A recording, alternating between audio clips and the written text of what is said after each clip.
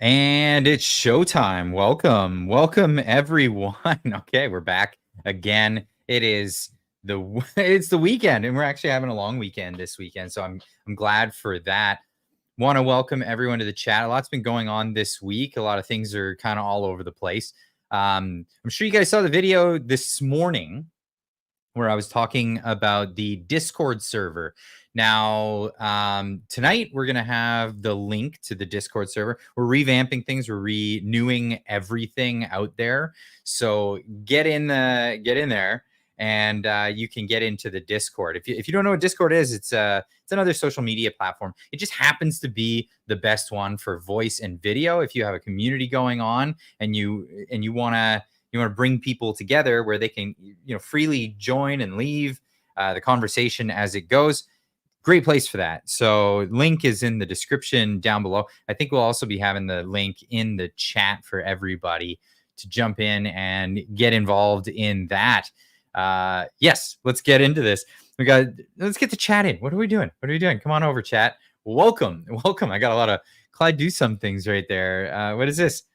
Someone tried to impersonate you on YouTube as Clyde Do Something 7 and saying connecting people for business. Yeah, okay.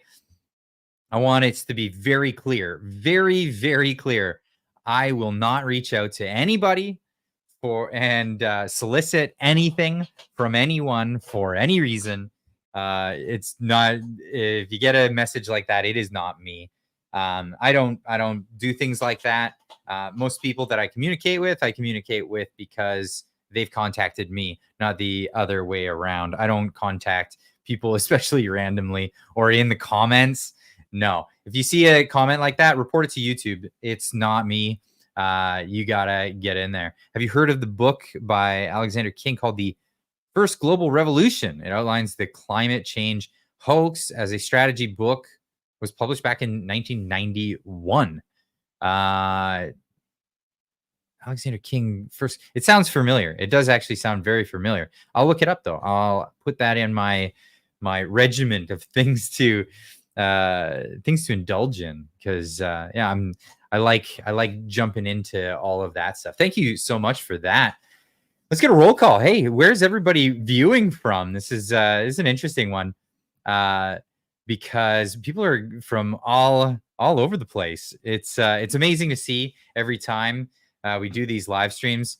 So many people jumping in from all over the place. Not even just Canada. There's all kinds of places around the world where people are tuning in from. There you go, Oregon. Lots of Canadians though in the chat. Toronto, Kamloops, Victoria, BC, Powell River, Hawkesbury, Ontario. I've never been to that place. Watching from Summerlin, BC. Nova Scotia. Nice. Medicine Hat. Brooklyn, Ontario. We have a Brooklyn in Ontario? I did not know that. Kingston. Kelowna. Lots of Ontario and Alberta. Oh, it's amazing. Love to see you guys. Thank you so much. Forever Tunes, New York City. I'm sorry to hear that. No, of course I kid. New York used to be such a beautiful city, and they're ruining it. Unbelievable. So many people leaving New York. What am I drinking from that? I have a mug in front of me. The beautiful mugs from the store. By the way, get on over and check out the store. Just published it just the other week. We haven't really rolled much out yet, but we're pushing the new coffee brand, which I'm pretty excited about. Actually, let's pop this off to the side here for a second. So people are asking, Clyde, really coffee? Why coffee? And really what it comes down to is my channel. I'm always sitting with coffee. This is what I do. It's my ritual. It's a thing that I do every single day. I brew a coffee, and then I sit down and I do my videos before I go to work. And this is every day. You'll often see that I have a mug and I'm having a sip. That's because that's what I'm doing. Well, it just so happens that someone who originally was from the community and ended up becoming good friends with myself met him down at the protest last year in Vancouver. Happens to be a roaster, coffee roaster. Got chatting with him. I'm like, hey man, I love coffee. Can I try some of your coffee? Can I do this? And we ended up, chatting, getting some different blends together just by taste. Well, he's obviously a professional, and I know what I like, and we put some together. And then I asked him, hey, would you be cool? Could we launch a coffee brand together? This would be really awesome. And yeah, he was like, I love that. That'd be fantastic. And it's always great to support businesses which the business owners are like-minded, especially in a day with cancel culture, where if you turn around and you say you support this or whatever, they'll try to cancel your business. They'll try to shut you down. They try to do all this stuff. We need to be supporting the people that are with us in this fight for liberty moving forward. So this is a great opportunity. This is helping out another business owner here in Canada by supporting the channel and supporting a local business. So I want to encourage everybody out there, if you drink coffee anyway, why not make it something that's let's put our ethics right back into that. I love the coffee mug too. Yeah, absolutely. It's a great one. We actually it was Yuji that helped design this one. Of course, looks like the logo. Is delicious. And the first few on the store are actually color changing ones. When you get them hot, they turn a different color. That's really cool. I thought that was fantastic. Get them while they last. Get them while they last, because we have an inventory, and then also the coffee. The coffee is fresh roasted to order, so it's fantastic kind of service. So get on over there. It's the link is in the description down below. But to save things for you, it's very easy. It's just ClydeDoSomething.com. Get on over there, and of course, we have the Wobbly Pops, the new Wobbly Pops T-shirt in limited supply. We'll see how many go with that one, and that's right. Kit Kat Lisa asking, Clyde, did you move to the USA? No, I'm in Canada. We do have plans to move to the US of A. That is in the works, actually. That is something we're working on. Come on over here, chat. Get back over here. Yeah, we have plans to move to Texas, actually, and that is what's coming down the pipe. But so maybe many people don't realize I'm a dual citizen. So I'm a citizen of the United States and Canada. I've had this since birth. It's I'm a first generation Canadian, actually. Both my parents are immigrants, one from the United States, one from Scotland, and I was born here in Canada with my siblings and all of that. So with that comes the dual citizenship, and with hard times sometimes, especially because of recent events, losing our long-term rental, and with the rental prices here in British Columbia having gone insane. That is something I remember saying. I remember you saying that once before about moving to Texas. Yeah, I wouldn't brag. I'm not bragging. It's just something that is. But yeah, that's the plan. That's the plan down the road. But I know a lot of the concern is, Clyde, are you going to still be making Canadian content? Absolutely, absolutely. Because it's something I care deeply about. The plight of Canada and the plight of liberty in the Western world it's a huge weight. It's a huge weight, and I want to carry this story forward. I know a lot of Canadians will move to the United States, and then that's it. They do American content. Not this guy. I think America needs to know the story about what's happening in Canada, about what's going on here, and I want to take you guys for that ride. So that is what we are doing, and that's the plan. Me too. What's this? Climate change is everywhere, even in the bathtub of Justin Trudeau. Oh, it absolutely is. I was gonna get into some other things here, but that was something that was actually coming up. It's really crazy. Okay, so let me share this video. I'll pop this up over here. I guess this would be the place to put it. By the way, By the way, we have a great show planned tonight. I'm actually looking forward to this a lot.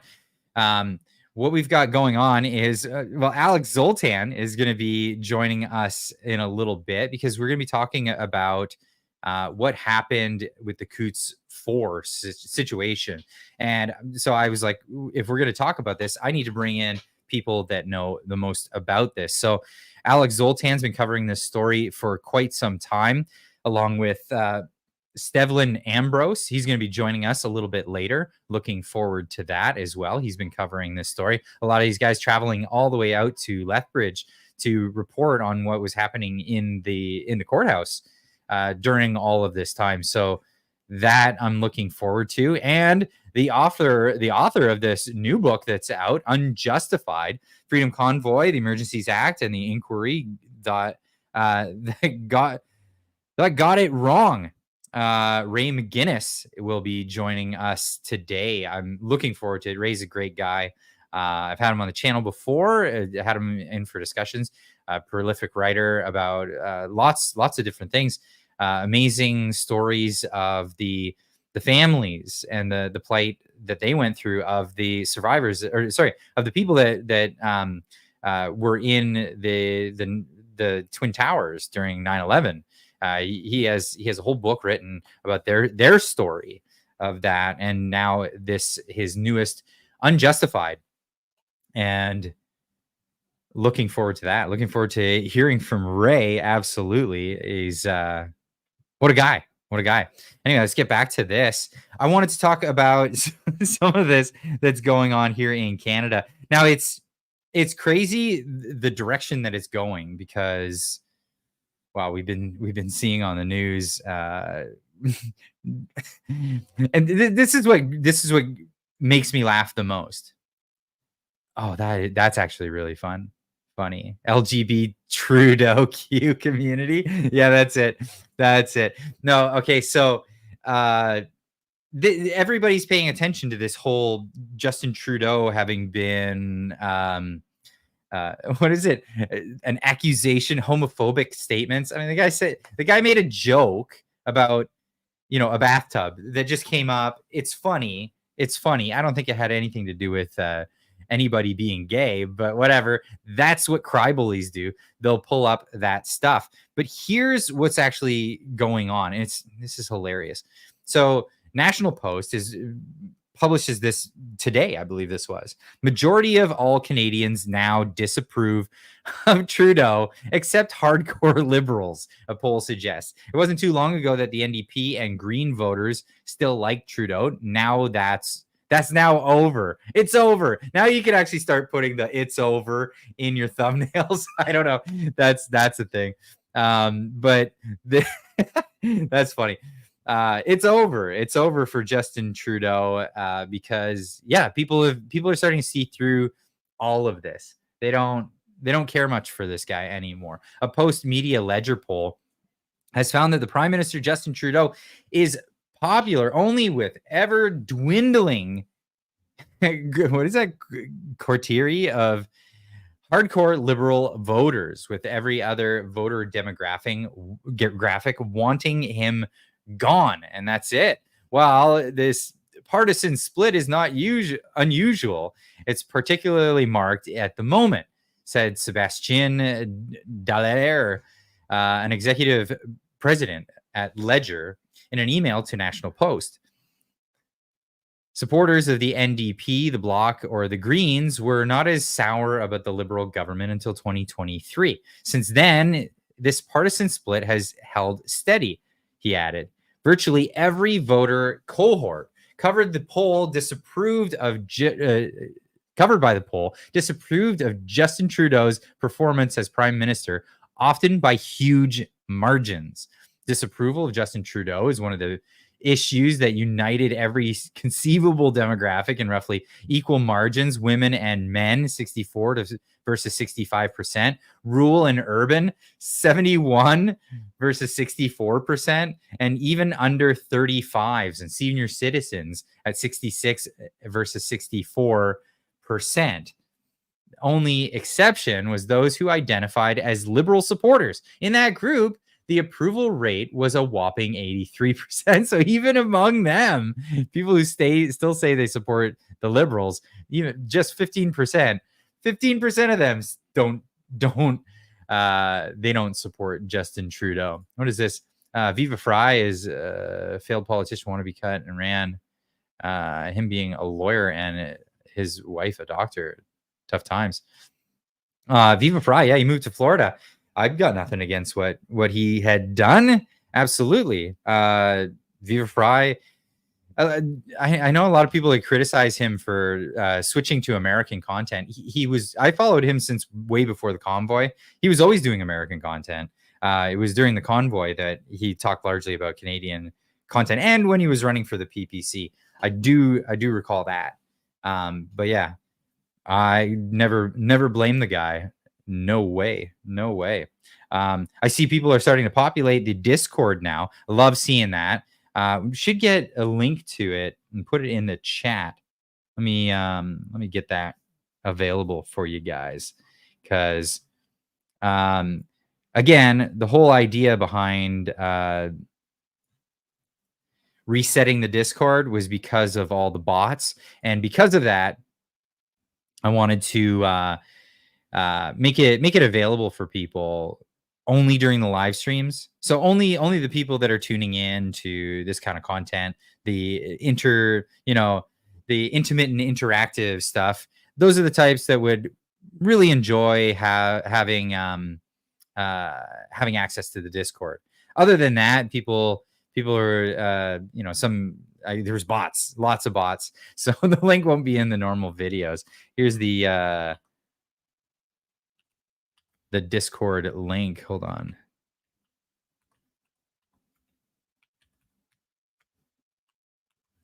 There it is in the chat for everybody. Enjoy. Get that in there. So yes, the Liberal government is not having a good time with this at all. Now, this is an article that caught my eye today, and this is from Better Dwelling. I recommend going over to Better Dwelling, maybe bookmark their page. This is one of those publishers that, especially on the economic front, seems to get things right, or at least have a good idea of how economics work, that kind of thing. This article, though, caught my eye. Canadian temporary residence growth falls 48%, long overdue, says the Bank of Montreal. Canada's policymakers went from explaining that millions of temporary residents are needed to cheering on the reversal of their policies over a few short months. StatsCan data shows that the flow of non-permanent temporary residents slowed in Q2 after doubling for a couple of years. The temporary population remains robust, but marks a stark shift in policy. Consequently, one of the country's largest banks is telling investors to pay close attention, as it can mean big changes for the economy. Canada's non-permanent resident stimulus plan isn't working. Canada's economy has long benefited from robust immigration, so policymakers tried to double down. They scaled up immigration and used it as a form of economic stimulus. The idea was excess labor would lead to slower wage growth and reducing input costs, as well as generating more consumption. Now, here's the thing. That being said, so here's the theory behind all of this. Pop that. Why am I going there? What are we doing? Let's go over here. To explain this, the long-standing thought is you just add more people to the labor market, especially in times where there's shortages. We'll end up rising labor costs, or the real wages will go up. No, bringing more people in. I mean, this is kind of common sense. This is pretty obvious that if you bring more people in, it stifles the increases in wages. But here's the problem. Here in Canada, we had this whole situation right out of COVID. The government wanted it. They wanted it so bad. They didn't want to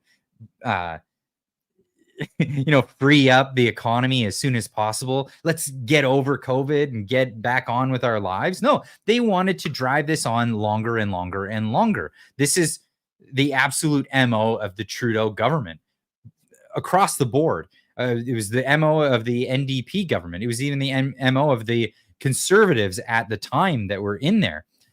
Chris B with a $6.99 super chat. Trudeau's endgame equals unelected rep of Canada on the UN Global Governance Council. He just committed Canada to this recently when at the UN. Yeah. It's about handing over our sovereignty to an unelected bureaucratic governance board of some other land. This is the plan. And yeah, no, holy cow. So anyway, back to this. So COVID happens. The government used that as an excuse to boost the largesse of government.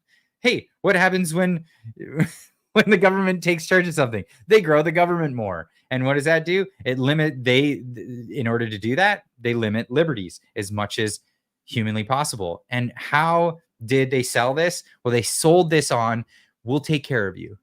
When you need us, we're there for you. So you know what? I think it's dangerous for you to go back to work. Why don't you take some time off? And we'll pay you. We'll pay you. Sit on your butt. Collect a check. We got you. We got you. Except what was it? They broke up the demographic of the country into two groups. Your necessary and unnecessary workers. It was like, are you needed? Are you necessary? Should we keep you employed? No. These are the essential services. These are the non-essential services.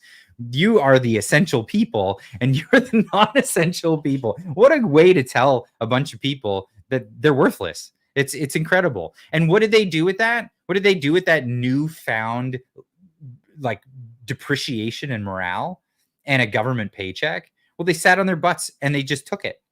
They absolutely took it. And they kept taking it and they kept taking it. And so many people get hooked on this. Milton Friedman warned about this ages ago. The grip of the welfare state, the downward spiraling grip that it'll have on people.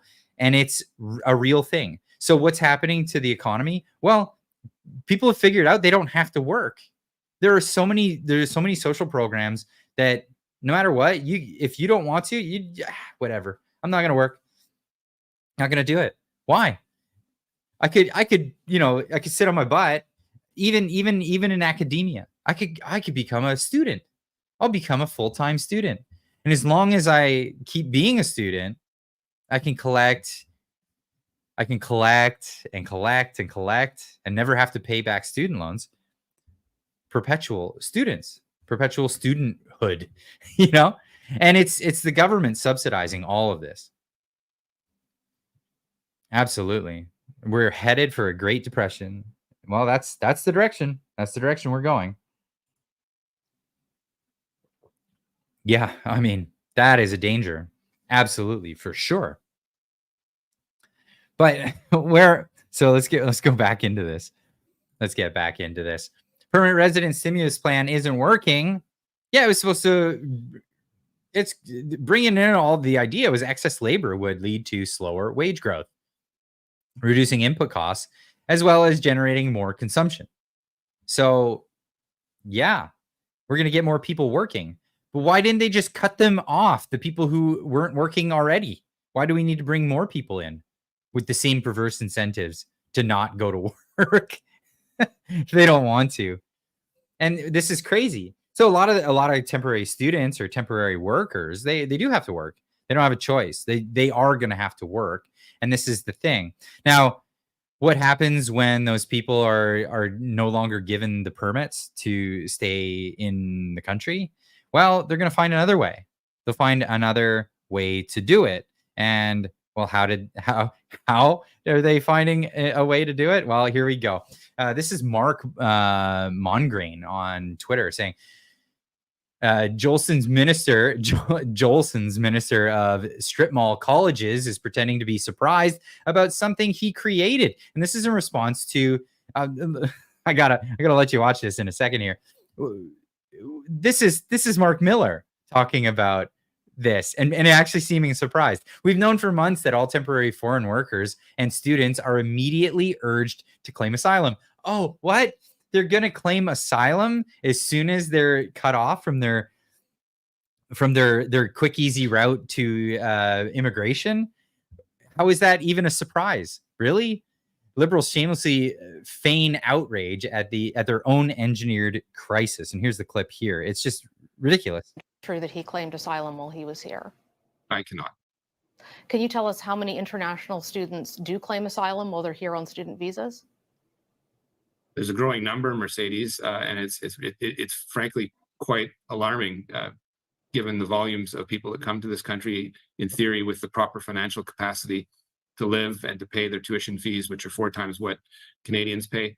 But it's becoming an alarming trend. We see that it happens often within the first year of the time they're here. I would say often for less valid reasons than others, notably to drop the tuition fee down to Canadian rates. There's some opportunism that's being used and exploited there. It goes to the point that I've been making to universities, colleges, to make sure that their recruiting practices are better, that they make sure that the type of people that we are attracting under what should be a world-class student visa program is one where people don't turn around, after they've paid all sorts of money to come here and claim asylum.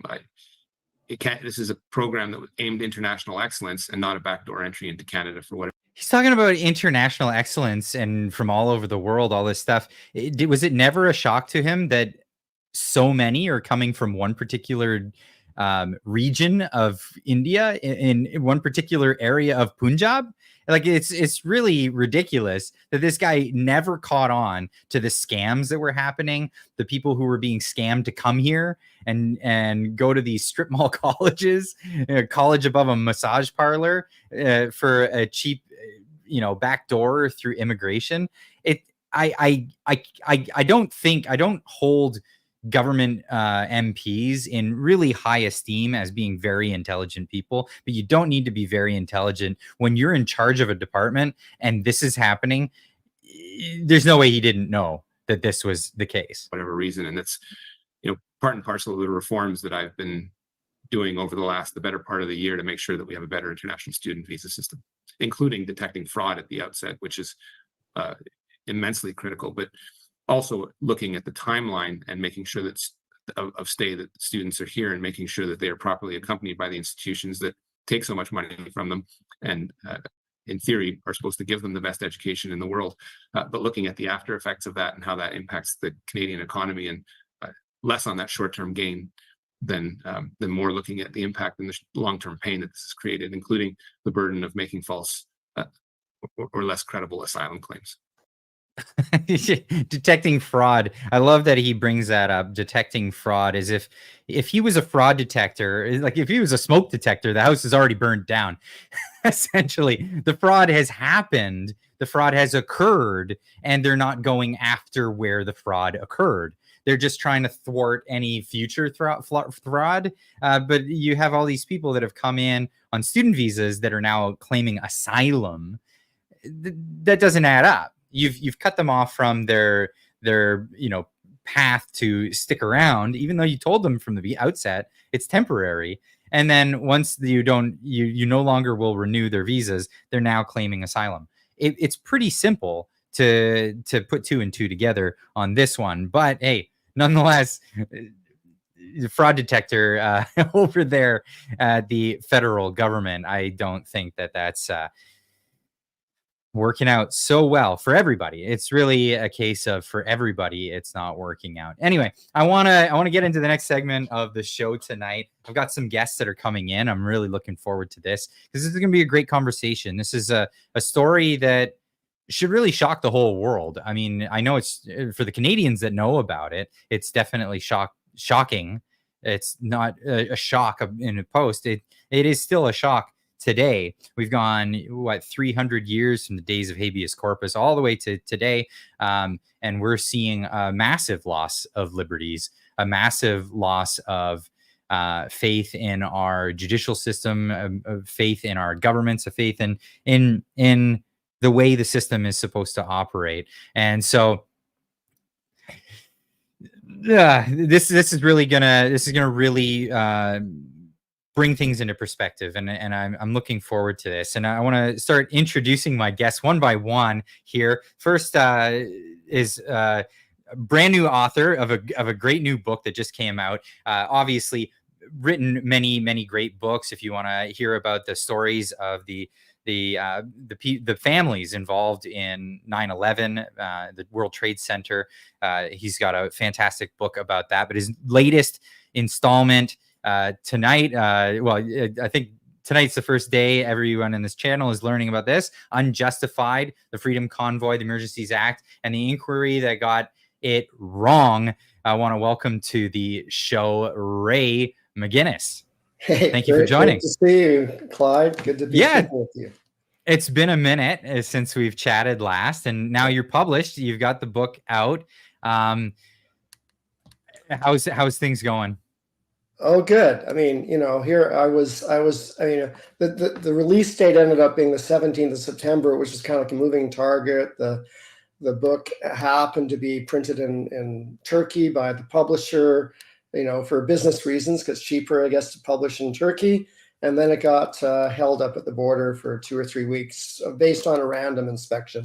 So anyway, the whole, I can't speculate about all of, I guess books get stopped from time to time when there's large shipments of books. But in any event, so it ended up being on the 17th of September, which wouldn't have ideally been my day because I was on holiday. And so anyway, I got back last weekend and started tweeting the dozen endorsements I got in the inside cover, and that got a bit of buzz. And by this Wednesday, just 2 days ago, the book was on Amazon.ca. At least the book was ranked at number 9 for books in the History of Canada category, and number 11 in one other history related category. So it's still kind of in the top 10 today in that History of Canada category, which it was within the top 800 books of all books being sold on Amazon the last couple of days. So that's pretty good, given you're just the third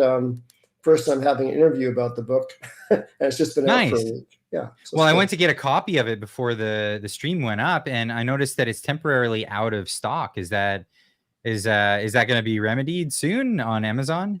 Okay, so here's what happens when people see the temporarily out of stock.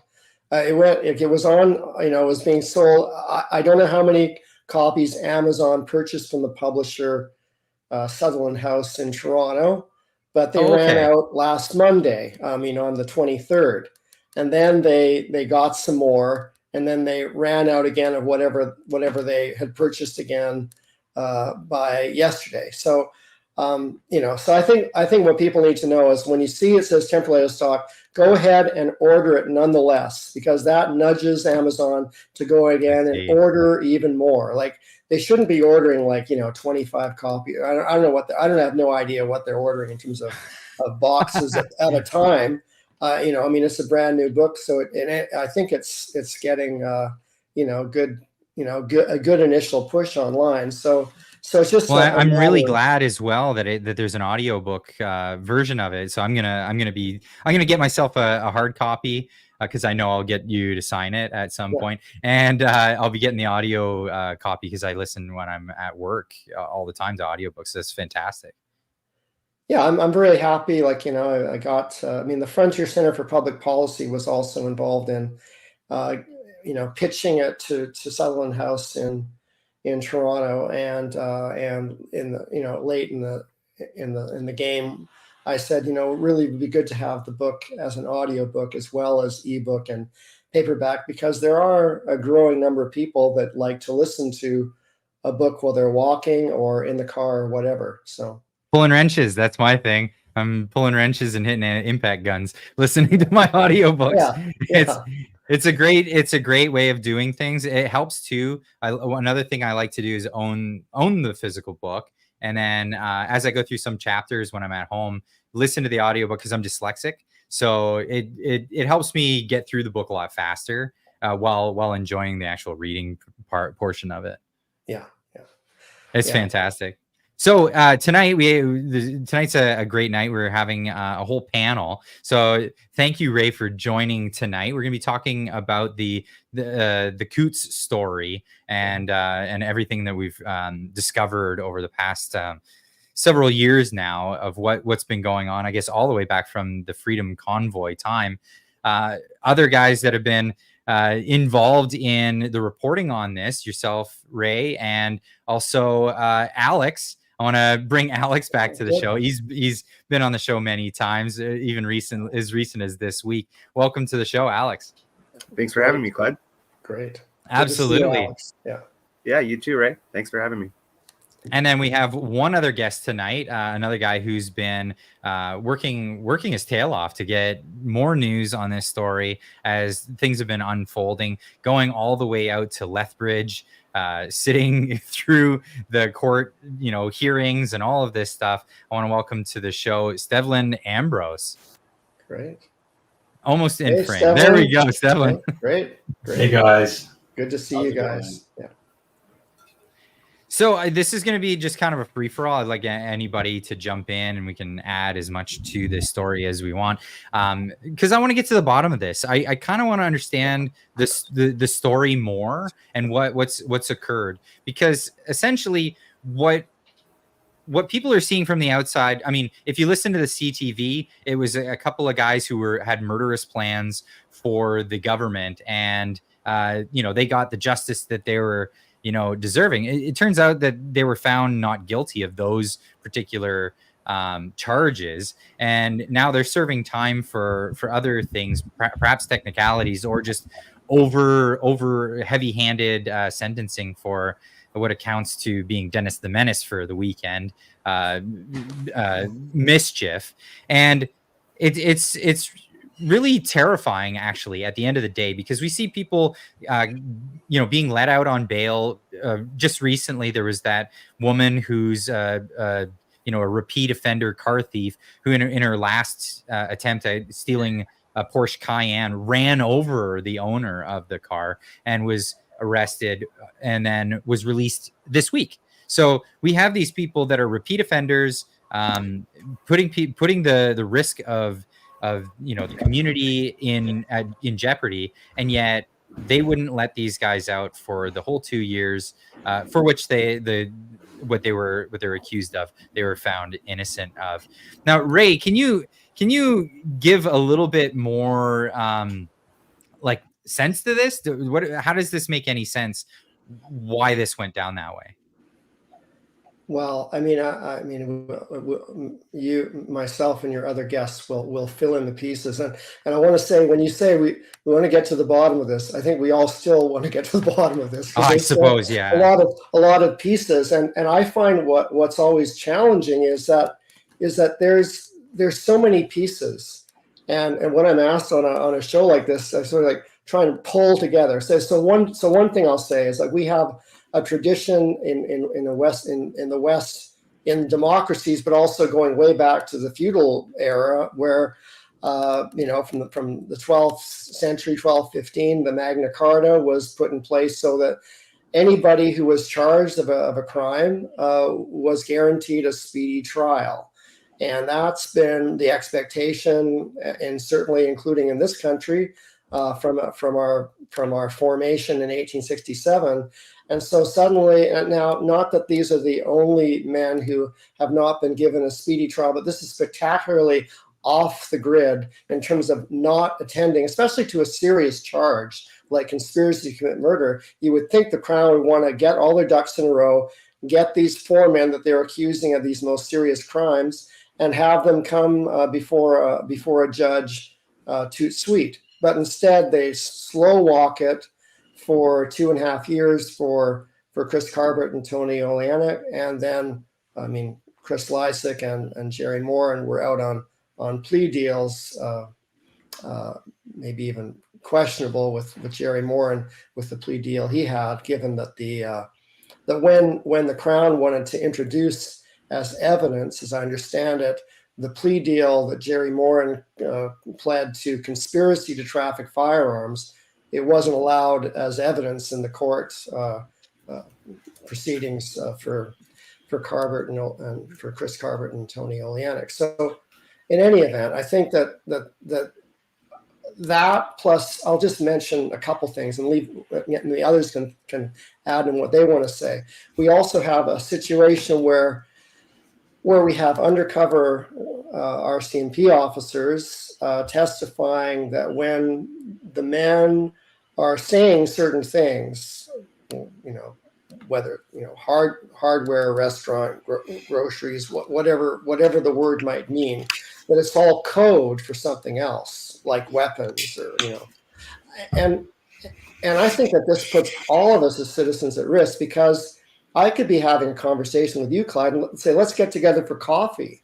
We could have some people listening in, not even wiretapping us, by the way, and say that they believe that when we said we were going to get together for coffee, it really was code for something else quite nefarious, like kidnap or whatever. So it's not a good signal to the whole citizenry that we have people being charged and then convicted, even though they were acquitted of the most serious charge, but nonetheless charged based on testimony of officers putting it to the jury that these men were using what I would say rather innocent words are being really code for something nefarious and criminal. So Stevland, you were at the court. Actually, you and Alex were both at the court. But I want to ask you, because I'm hearing about how they even set up the courthouse. Now, traditionally or on TV, how we imagine a court hearing is you have the accused at the front and an audience behind to witness the whole ordeal, and then you have your prosecution and your defense, and witnesses come up and sit next to the judge and a jury off to the side. From what I understand, they were put in a box so that the jury could not even see them and who they were. Is this what you experienced? Well, first of all, can you guys hear me all right? Yeah, absolutely. Oh, good. They were in a glass cage. The jury could see them, but it looked very dodgy. They looked like they were Hannibal Lecter, basically. They looked like scary guys that needed to be housed in this glass cage. And in fact, the first time I went to Lethbridge to attend one of the pretrial hearings, I just happened to show up at a point when they had decided to renovate the main courtroom to add this glass box for the trial, specifically for this trial. And so they moved everybody into a smaller courtroom. And so my very first time after driving for 6 hours all the way to Lethbridge in the middle of the winter, and I show up and I can't even get into the court. I did end up getting in that day and the rest of the week. I ended up getting in the afternoon, whatever. But it was just ironic because at that point, 2 of them had signed plea deals. And so they had begun construction of this glass cage to house 4 men, even though there were only 2. And really, the question in everybody's mind is, was it even necessary? I mean, these guys have no criminal records. They have no history of violence. So it was a little outlandish.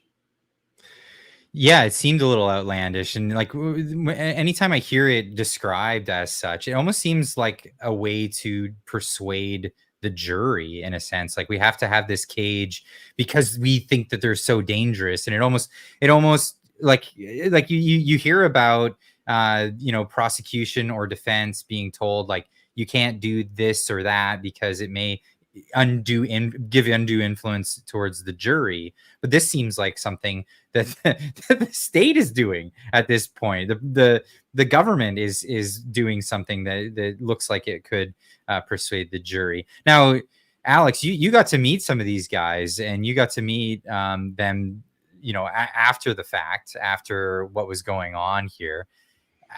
What did they feel? Did they express anything about the experience that they had going through this? Yeah, they said it was pretty bad. Yeah, okay. Did they anything to elaborate on? Yeah, I mean, I guess. Yeah. Not fun for them. No, not fun at all. No, They, I guess, like the one I spoke to the most was Jerry, and Jerry just said it was a ridiculous experience, and he still doesn't understand himself what happened. I mean, it's kind of a spellbinding case, even for the accused. Well, yeah, absolutely spellbinding. So, okay, and this is for all of you guys, anybody who has an answer to this, because I'm genuinely, like, I'm distraught over this concept that the government can lay charges on you and then hold you in remand and put you in solitary confinement for a lengthy period of time, and then come at you with plea deals. Come at you with this kind of thing. We want you to admit that you did this wrong. If not, we're going to try you with all this other stuff, or we're going to hold you in prison for remand for any length of time. You don't know when your trial is going to be. You've already been in here for a long time. Maybe I believe one of them had gastrointestinal issues, and that became a factor in all of this. It seems to me like coercion, or making forcing confessions under duress. Is that a reasonable thing to come to the conclusion of? Oh, certainly. Absolutely. Yeah, Stephen, I were you agree. there when the judge spoke about Jerry's plea deal? And Yeah, yeah. the judge actually, to his credit, the Crown were trying to introduce Jerry Morin's plea deal into evidence in the trial for Chris Carbert and Tony Olenek. And the judge himself said that the plea deal might have been signed under coercion, so he didn't allow it to be entered into evidence. Yeah. Yeah, I mean, holy cow. like I want to add one thing for context too. Like these four men and then the Coots too is all part of a larger pattern of the government doubling down and tripling down at every turn regarding the justification of their pandemic measures, from lockdowns to all the different kind of mandates, and the vaccines safety and effectiveness, and the right of the invoking the Emergencies Act, and this alarmism and catastrophizing. I mean, I was only at the courthouse in Lethbridge for a couple of days, but I was also at the Public Order Emergency Commission in Ottawa for a week, and I got to listen to the Jody Thomas, the National Security Advisor of the Prime Minister, talk about the need for the invocation of the Emergencies Act because of the national security threat, and she was being asked specifically. She said, "Well, there was pollution," and so she's, "Well, what was the pollution?" "Well, there were diesels running." I mean, you can't believe it. And then Natalie Duran, is the deputy clerk for the Privy Council, talked about how the protesters in Ottawa were using children as human shields. I mean, children who were sitting with their parents in the cold trucks at -25, having chicken noodle soup or chili or something else, or playing ball hockey, or making snow castles. I mean, but you can make anything scary if you want to. And so you can also say that these men were saying things in code and make it sound really bad. And so we're in the hands of a government that, even after Justice Mosley came down with his federal court ruling that the Emergencies Act was unconstitutional, we still have our current Attorney General in Ottawa doubling down and saying there was violence in Ottawa and so on. So it's all part of this pattern that don't give an inch. Whether it's Tamara Leach, Chris Barber, the men in Coots, whatever, they're not hearing. They will not hear any. They will not concede a point, and it's a problem. Well, that's got me really worried about Tamara and Chris, because they're still in this ongoing process of fighting a claim against them, or an accusation against them of mischief, and it's become this nebulous term, like mischief. Oh no, what could that be? And I see you laughing, Alex, because it's funny. It's funny because you literally, I said it earlier, you're being charged with being Dennis the Menace. Yeah, Like, it's the they lowest don't bar of criminality, right? really, because like So- any other crime, they would say this specifically you did, and this is in the criminal code. But mischief seems to be this like do all end all. If you can't find anything on them, like a Soviet style, find me the criminal or find me the guy, I'll find you the crime kind of thing in the criminal code that they can use against people. And to think that two guys are going to jail and they were sentenced for 6.5 and 6 years respectively, and Tamara and Chris are looking at 10 years in prison if they're found guilty for this. Yeah, I mean, if attending a protest makes you guilty of mischief, then you might as well just get rid of protests altogether. I mean, protests by their very nature are mischievous events, right? I mean, I don't think Chris or Tamara would deny that they helped to organize that protest, but they also did what they could to mitigate the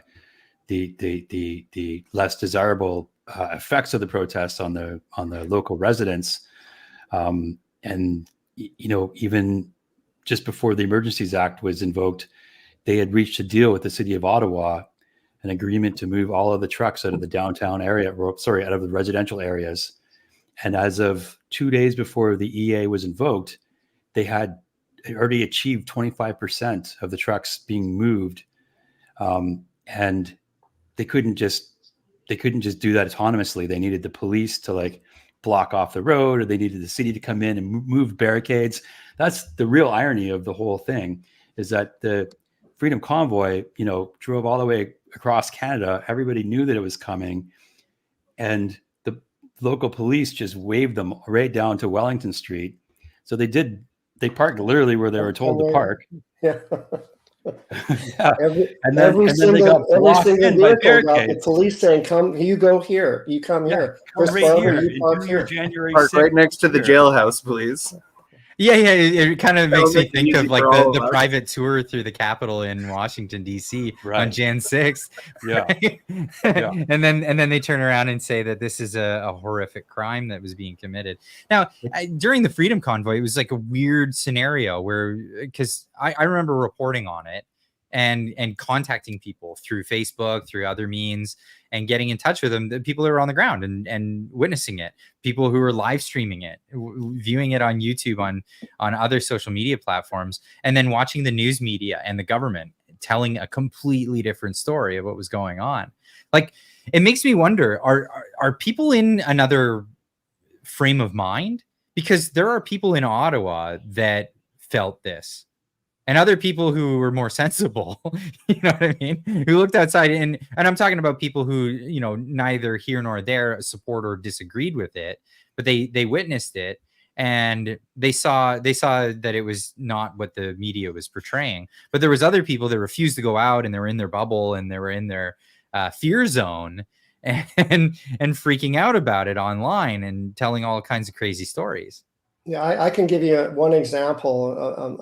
An Afro-Canadian man who I got to hear speak when I was in Ottawa, and he's involved in a fitness club downtown, and his mother was glued to the whatever TV station, Global CTV or CBC, and she was petrified with what she was watching unfolding in Ottawa. But she knew her son worked downtown. She's really concerned.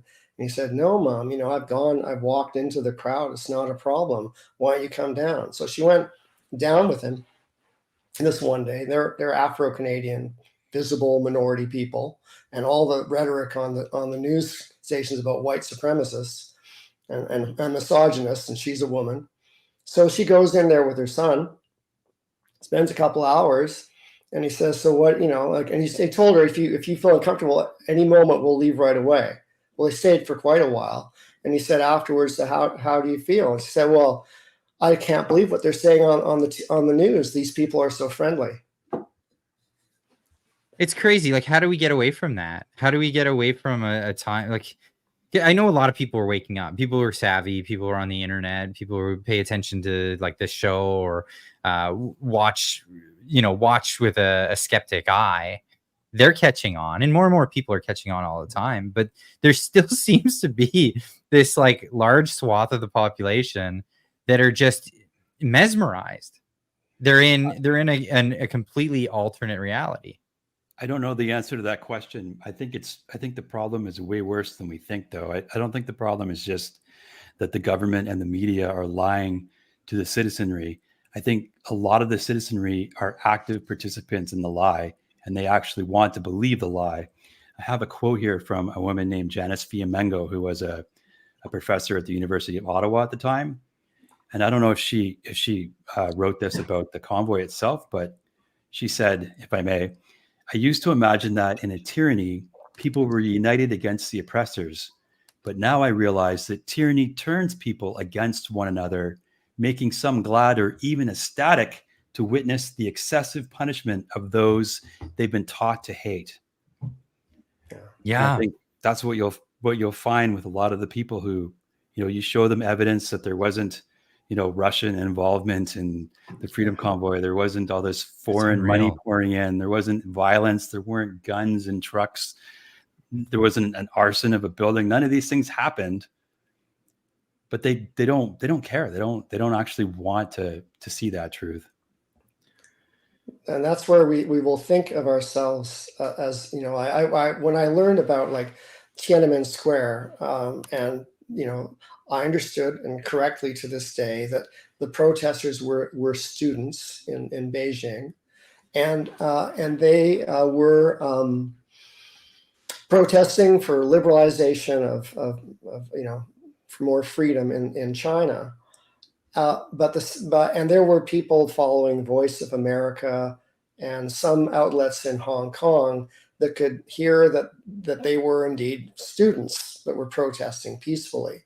But what the media in the radio, TV, and newspapers throughout China were telling their citizens were that they were not students at all. That was an imperialist lie. They were criminals, ruffians, and anarchists that hated China. And so this is, and if you go to China today, you'll be hard pressed to find anybody who will believe you if you tell them that the protesters in Tiananmen Square were students. Yeah, in fact, if you go to universities all over the world where Chinese students are there, because Chinese students will travel elsewhere to go to other universities, and people put up these Tiananmen Square walls on campuses, and the people from China, they freak out. I've heard of stories of people freaking out, pulling the flyers down, all of that stuff, because people who have a history from China, perhaps, or family came from Hong Kong after losing their freedom there. They want to encourage people to know more about what happened in Tiananmen Square. And what's interesting about what happened in Tiananmen Square is, after the Maoist revolution, and they were all promised this, utopia, but they couldn't have the utopia because of poverty, right? And it was the commune or the capitalists that were holding them down. And once we get our utopia, then everyone will live fine. So everybody went along with it. And then after what's his name, Deng Xiaoping. Yeah, after his reforms in the 4 economic sectors, they had this tremendous economic boom. And with the economic boom brought lots of money, but lots of money brought lots of corruption. And the corruption was rampant, and it was very visible to everybody in China. And all of these students who grew up their entire lives where their parents sacrificed and everybody did all this stuff for the greater good, and with the promise that they would get things like free education and free accommodation and all these other things, they went to collect.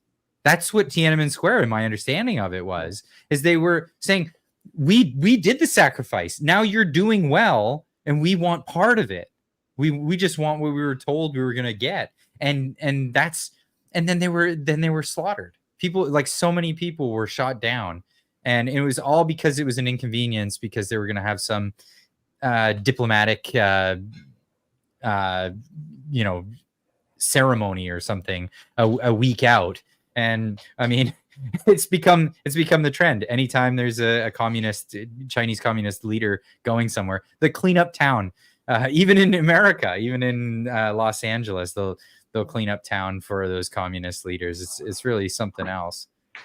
Yeah. So, with everyone, here on this, talking together, we're doing what we can, each in our own ways, so that we don't end up living in a country where there's a holiday every year on the 14th of February, commemorating the day that that Nazis and white supremacists converged in different border points and the nation's capital.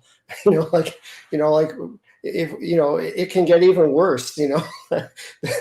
If we don't try and correct the story of record, as the media has been pushing it, then things can go south. I mean, even further south than they've already gone so far. So I think that it's important whenever we have a space to say no.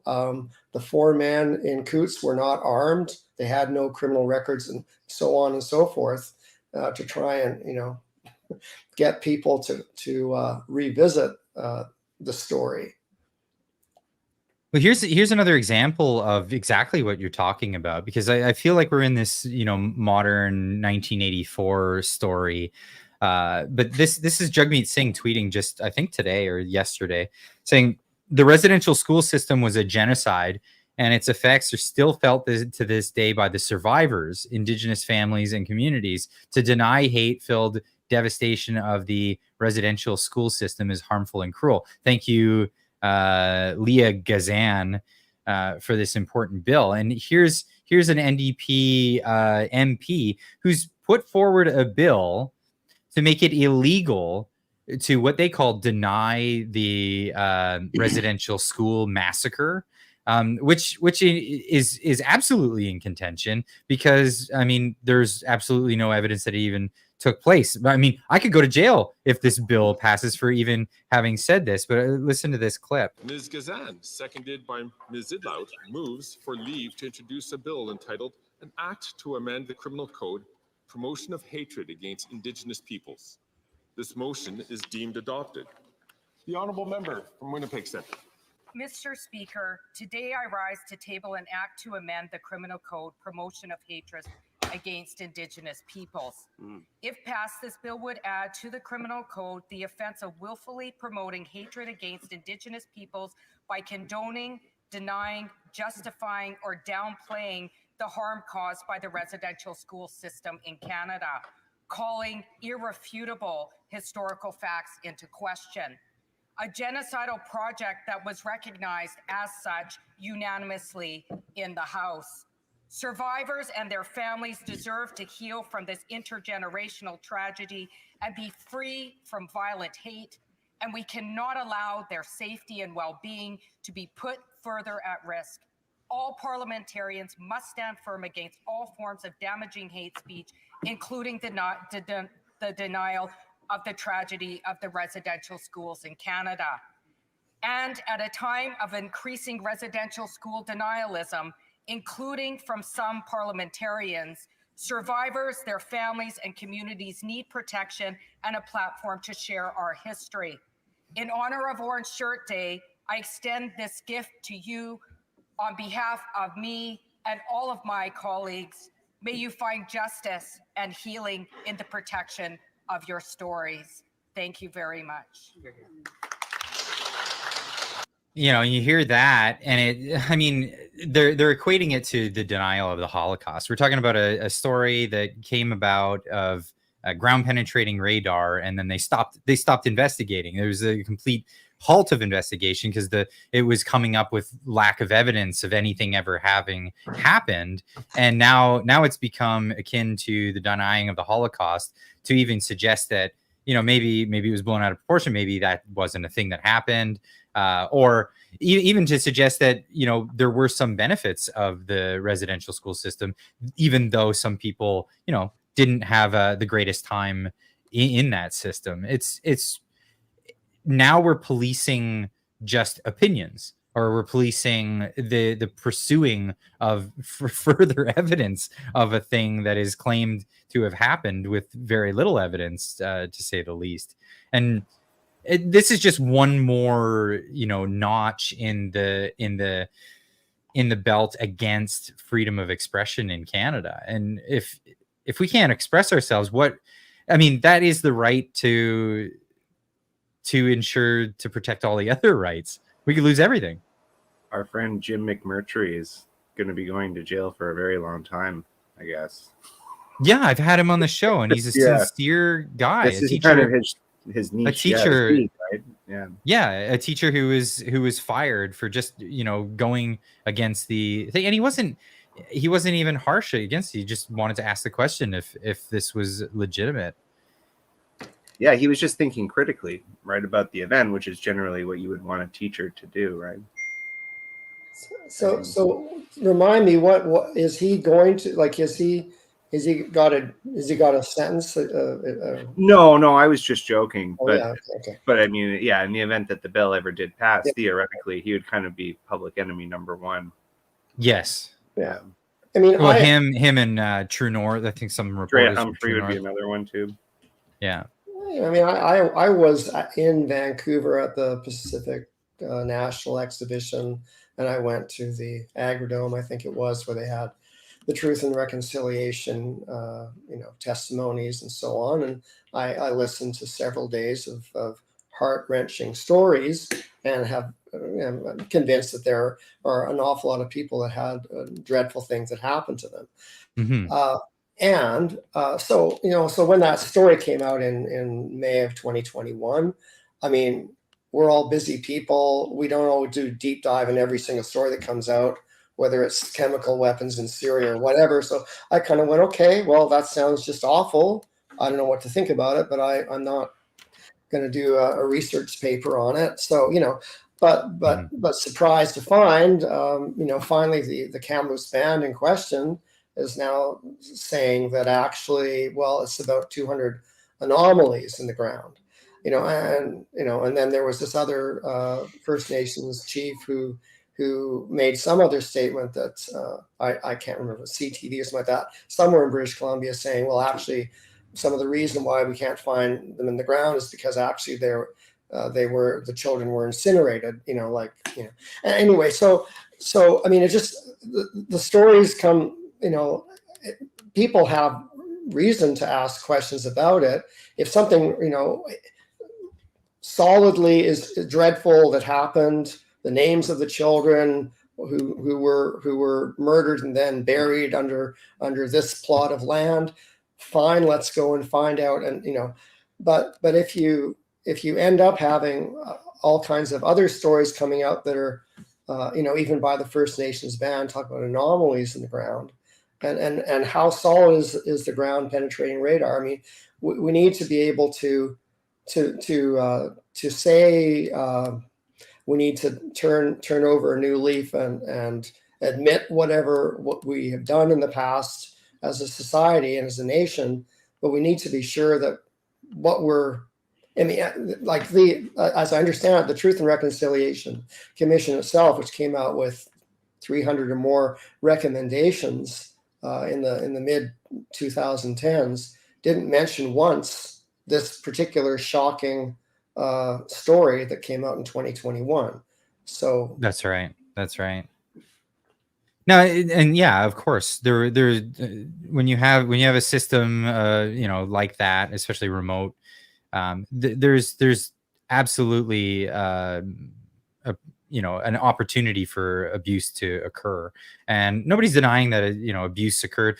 Similar kind of abuse occurred for people in boarding schools throughout the years, that kind of thing, and we've all heard about that. But yeah, I think it's the genocide, it's the mass graves that people are saying, wait a second, it doesn't look like that story is legit, and now you want to make it illegal to even question it. That's suspect in its own right, because if something happened, obviously we would want to know more information about it, not less information, and say just accept the facts and move on, kind of thing, if that makes sense. I believe the term is weaponized compassion. Yeah. Right. It's like, we do feel bad about the way Natives were treated in the past. We do feel bad that their children were forcibly removed from their care and put into residential schools. That's a horrible part of our history. But now we've weaponized our compassion, and we're giving the government more and more power to limit our speech and even our thoughts. And what's the motive behind that is always the question that comes into mind. Why would we want to, make speech illegal on particular grounds? It really opens the door at the end of the day. So, okay, we can make that, saying that is offensive to certain people. That's completely off the books and it's in the criminal code now. You can't say that. But that's a precedent. That's a dangerous precedent to move into, because then we get into the realm of any kind of political speech. Yeah, there's also the irony of the fact that the residential school system program was the brainchild of Pierre Trudeau and Jean Chrétien, right? Like only a Trudeau would think it's a good idea to. Yeah. So Jean Chrétien was the Minister of Indigenous Affairs at the time, so he was kind of the mastermind behind the residential school system at that time in the 1960s. Why are you laughing, Stefan? I thought it went back way further. Well, it does. I think you're talking about the tail end of the program. The tail end of the program. Oh, okay.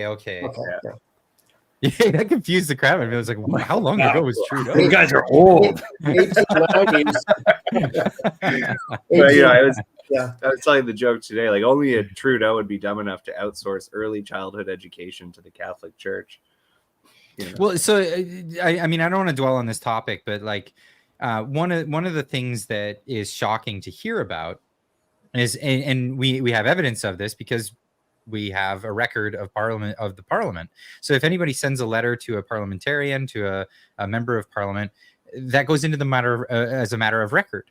And there are letters from Native or Indigenous families to the government, to MPs, when they were considering closing the residential schools, begging them, saying, please don't close these. This is our only opportunity for our children to get an education. And so there was a percentage, at least a percentage of the Indigenous community that was very favorable to, or felt favorably towards, the residential schools. So they make it seem very black and white when it's not that case at all whatsoever. And that's what makes people's suspicion raise when especially when they're talking about banning speech, like literally threatening to put you in a cage for uttering sounds out of your vocal cords. Well, I think that Stevlin is right when he talks earlier about it's worse than just the media and the government. It's also other citizens, amongst us, because like I've had conversations with people about because I've been writing some articles since mid-February 2022 about the convoy and the government's Emergencies Act and other things. And so when I talked with some, I would now call them historic friends in my address book, and I would mention, here's an article I've written, and the response I would get back is, don't ever bring this up again. You can never talk with us about it. And that's a week after the Emergencies Act, and how dare you suggest that the Emergencies Act has anything to do with the War Measures Act? The one replaced the other. And I mean, Peril and Beatty could have decided in the legislation to just call it the War Measures Act, like with revisions. He changed the name, but but like people will draw lines in the sand for things that I'm just amazed at, and I grew up in a cohort of people that are kind of quite happy with their many degrees and resumes and their nice cushy jobs and so on, and their pride at being at self-describing as liberal and tolerant and open-minded. And wow, that book closes pretty quickly when I start talking about that the Emergencies Act wasn't justified, or that the men in coots are not, the way they're being painted is not at all the case. Well, those discussions end in about 3 seconds. And so I think that there's if a person thinks that they're open-minded and they're not behaving in that way, it's hard to tell them. It's hard to point out to them that that's what they're doing, because first of all, I find that now there's a lot of people that I've known for years suddenly now have a view that they're superior to me and that I am poor uneducated dweeb that just doesn't know what ends going on. Like I've had too much Captain Crunch or something has gone wrong with me, and so You're just a good old ring nut. Oddly reassuring, Ray, that the idea that you get that treatment makes me feel better about myself. I don't. We all hold you in People such never high say these regard, things right? to me. I don't know. Man a man of letters, no less. Well, if you could talk to people like Jay Bhattacharya and other people with PhDs in science and medicine, that Aaron Clariati and Irvine, California, and so on, that also get shown the door very quickly the moment they say, well, I'm not sure about the masks. So yeah, unbelievable. Well, I think that the Tiananmen Square parallel is a good one, because I think what we see in Canada, the reason that people in China believe that it wasn't students, that it was anarchists and whatnot, is because the media the government has a monopoly on the media. Yeah. Right. And Canada has done a very successful job of that as well. So I sent you a link in the private chat, and actually I had shared this video with you before, Clyde. So these were two American stoners who, because they weren't in the fishbowl, were pretty much able to disassemble the entire Canadian mainstream media narrative in real time. I don't know if you remember that clip, Clyde. I do. Okay, I've got this. I'll put this up. I found this very amusing. If you got kids in the room, there's some swears. So these guys are quite funny. But yeah, they nailed it. This was as it was happening, as the trucks were rolling into Ottawa. Right. We're gonna go to Bernie Farber, who now just watch how blatant of a fucking. Let's now reach out to Bernie Farber. He is the chair of the Canadian unapologetically Network in Canada. Bernie, thank you for joining us today. Deceptive report. Thank you, Michael. Listen, I want to begin with your thoughts. As someone who grew up in Ottawa, as someone whose father was a Holocaust survivor. Gotta mention that. Okay, wait. I haven't watched any of this. Right. Well, did he just start that up? You, as someone who grew up in Ottawa and whose father is a Holocaust survivor. What does that have to do with what anything, the right? fuck are you talking about? What could this possibly have to do with Nazis or racism? What possible connection could there be? Because I'm like, and is the average person not realizing what's going on here? Just the misdirection? I don't. I mean, that right there. Like I said, I haven't seen this video. The first thing I just saw, right, immediately told me, well, this doesn't. I'm not gonna. It's complete misdirection. When you hear about swastikas being painted onto Parliament Hill, being used to deface property around the nation's where? Capital, yeah. What goes? Can we see a picture of that? Yeah, I couldn't find anything, dude. If there were people painting fucking swastikas, if anyone can find any evidence of any, maybe please correct us. Send it to us. Yeah, fucking correct us, because I think my personal opinion is, if that was the case, there's no possible way that would not have been all over the fucking headlines. First of all, the blackout on it. I know a lot of people. It took me till actually today to really even kind of look into it any deeper. I have too much. Knew what was going on, but I just didn't really pay that much attention to it. But it's really a story worth paying attention to. All right, so should we get back into it? Because I know people. Yeah, just listen to this. All right, fine. Well, it's absolutely frightening. I think you have to remember that it's not just me, but there are many of my friends and family and others in the Jewish community and in the community of color and other minority groups, but specifically those groups that have been targeted by Nazis and neo-Nazis in this country. In Canada. They've been taught in Canada. I mean, dude, there's like fucking 3,000 neo-Nazis in the whole United States. First of all, out of like 350 million people. How many do you think there are in fucking Canada? I mean, zero. Like, seriously, dude, there's barely any anywhere. The fuck is zero? Like, this is ridiculous. Fucking ridiculous, paranoid bullshit. It's not paranoid. No, it's targeted. It's shyster. This is fucking written. It's shyster shit. Yeah. Yeah. You see swastikas and Confederate flags, but specifically swastikas. Now, hold on. Why would people in Canada be carrying Confederate Exactly. flags? So this was a report early on that they were trying to say that these were racist and whatever. And there was one guy in there, and I thought there was video of it, but we couldn't find it. Apparently it was scrubbed, maybe, or maybe it didn't exist, but I'm almost positive it did exist. There was one guy in this protest of thousands holding an American Confederate flag. Yeah. Now, first of all, and a bunch of the other what people the chased him fuck away. does that mean Why in would that Canada? even, yeah. That doesn't even make any It doesn't sense. even have any meaning there. Yes. But secondly, all those protesters that we just watched milling around and fucking feeding each other's, what do they eat there? And all their signs just basically Moose. saying like no vaccine. Did you see any sign that had any racist fucking? I mean, dude, I spent all day this morning. I woke up It's at not like there. 7 o'clock this morning, and off and on I was watching shit all day, and I could not find anything racist, homophobic, even remotely offensive. The And like worst we things- both said, by the way, it this would is- be out By there. the way, this is Canada. I don't think they really do that shit. They don't. You know what I mean? So like, I know that some of them are racist against the Native Americans and stuff like that. There's some of that shit, but like that has nothing to do with it. Sure. This is incredible. Yeah, it's such a candid take of what was happening at the time. Exactly. It's very interesting to watch Americans watch it from outside the fishbowl, because here in Canada there's this confirmation by CBC, and then you see it again on CTV and then on Global News, and by the third or the fourth time you've heard it, pretty much anybody is a true believer. But of course in the United States they don't have that, right?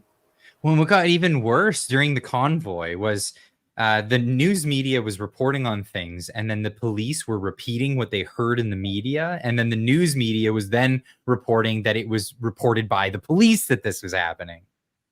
It's really too bad that the CBC didn't bring back Bob and Doug McKenzie to correct all their misdirection and cherry And Super Dave. news. Anyway. To say what those guys you just showed us were saying. Yeah, Oh, it was it's a big, true though. It was a big missed opportunity for the comedy doldrums of Canada, that's for sure. And if I can steer the conversation back to Coots. Yeah, absolutely. I believe, and I think a lot of us believe that the powers that be, whether that be the Crown or the RCMP, went into Coots with an agenda. They went in there with a story, and then they went looking for the crime to match the story. And That it was sort of reverse engineered, as it were. Exactly. Well, exactly. You're right about that, because the PMO had guns that they brought, I would say inappropriately, but they built this whole narrative around these guys that had, in my opinion, there's absolutely no evidence they had any intention of harming anyone. But now they've basically been prosecuted as guys who had a plan to kill police. And Stevlin, you were in the court to hear the judge's sentencing on the 9th of September. And my impression, little peek of an impression from hearing what seemed to be somewhat balanced, even-handed comments from the judge in mid-July, kind of goes 180 degrees away in terms of how he's like talking about Chris and Tony, and talking about his, the 4 police officers that were murdered in Mayerthorpe, back in 2005, and almost suggesting, and the sentencing almost bears it out, that one of the people was an accessory to that actual murder of 4 police officers, got 7 years, and here Tony and Chris are respectively getting 6.5 and 6. So there's this conflation of that terrible crime with the absence of a crime, when the jury said not guilty regarding that serious charge, and yet you still have this rhetoric by the judge. Can you comment on that a bit more? Well, it's interesting that you use the term 180 degree, because that's something I like to quote Judge Lebrenz as having said when he was instructing the jury. He said, please keep an open mind. He said, please try to keep an open mind, because my own understanding of this case has done a 180 degree turn since the beginning. And in my view, that was one Lebrenz.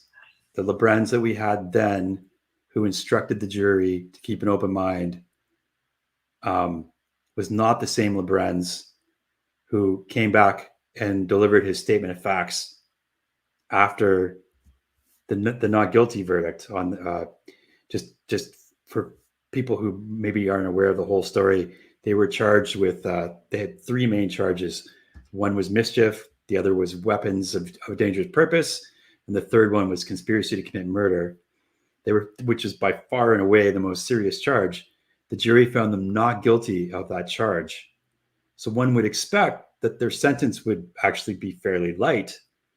One would expect that the judge would then go and revisit all of the evidence and whittle away and try and figure out what the jury didn't buy.